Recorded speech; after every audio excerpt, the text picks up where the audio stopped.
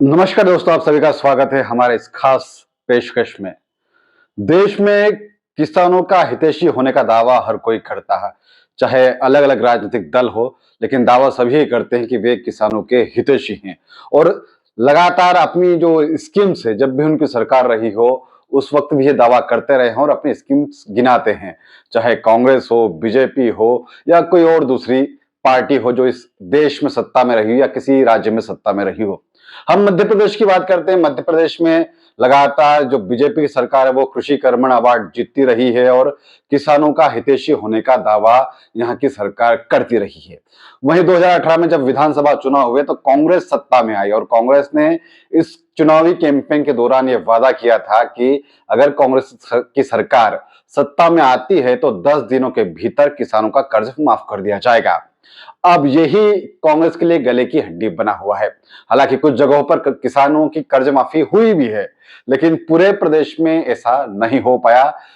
अब कांग्रेस जो है वो ये कहते हैं कि अगर पूरे 5 साल उनकी सरकार रहती तो निश्चित रूप से कमलनाथ की जो कांग्रेस सरकार है वो ऐसा कर पाती। लेकिन बीजेपी तो अब भी उनसे यही सवाल करती है कि एक छलावे के साथ में, किसानों के झूठे वादे के साथ में कांग्रेस सत्ता में आई थी और अपना वादा पूरा नहीं कर पाई। एक बार फिर से अब बीजेपी की सरकार सत्ता में है। इसी साल 2023 में चुनाव होना है और किसानों को लेकर घमासान हो रहा है। लेकिन आज हम ऐसे मुद्दे की बात करेंगे जिस पर उठा तो रहे कांग्रेस, लेकिन एक कांग्रेस के नेता है वो इस मुद्दे पर बिल्कुल अलग थलग पड़ गए हैं। विधानसभा में आपको याद होगा कि इसी बजट सत्र में कांग्रेस के जो नेता हैं जीतू पटवारी, जो पूर्व मंत्री रह चुके हैं और कांग्रेस के तेज तर्रार नेता माने जाते हैं, कई मौकों पर हमने देखा भी कि उन्होंने बड़ी मजबूती के साथ में जो मुद्दे हैं, चाहे महंगाई हो, बेरोजगारी हो, किसानों के मुद्दे हैं, इनको उठाया है। इसी बजट सत्र में जब जीतू पटवारी ने किसानों को लेकर एक बात विधानसभा में उठाई थी और उसी के दौरान उन्होंने कुछ उदाहरण भी दिए थे और कुछ वो ऐसा कह गए जिसके कारण अब उन्हें विधानसभा से इस पूरे बजट सत्र में उनका निलंबन किया गया था। कांग्रेस के नेताओं ने दावा यह किया था कि भाई जीतू पटवारी के जो निलंबन हुआ उसके विरोध में वे विधानसभा का घेराव करेंगे और अविश्वास प्रस्ताव लाएंगे विधानसभा स्पीकर के खिलाफ। लेकिन जब मौका आया तब कांग्रेस एकजुट नहीं दिखी। लेकिन एक खास बात जो जीतू पटवारी ने विधानसभा के पटल में, विधानसभा के अंदर उठाई थी, वो थी किसानों को लेकर बात थी और उस बात का जो जिक्र है वो खुद कांग्रेस से भी है विधानसभा के बाहर करना नहीं चाहते। इसके पीछे आखिर वजह क्या है? क्यों जीतू पटवारी इस मुद्दे पर बिल्कुल अकेले पड़ गए हैं?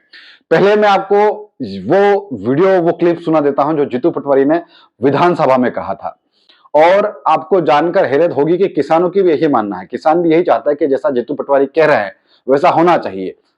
तो जीतू पटवारी ने जो विधानसभा में मुद्दा उठाया था वो आप पहले सुन लीजिए और आप भी समझ जाएंगे कि किसानों की इस बात को, इस मांग को विधानसभा में रखने के बाद भी जीतू पटवारी अलग थलग क्यों पड़े हुए हैं। विधानसभा में जो बात कही गई है उसे विधानसभा के बाहर क्यों नहीं उठाया जा रहा है?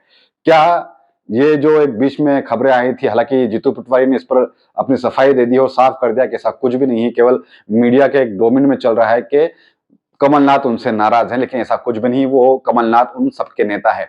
लेकिन वास्तव में क्या जमीन पर ऐसा है? तो पहले आप ये बात सुनिए कि जीतू पटवारी विधानसभा में क्या कह रहे हैं और क्यों जीतू पटवारी अब विधानसभा के बाहर इस मुद्दे पर बिल्कुल अकेले पड़ गए हैं।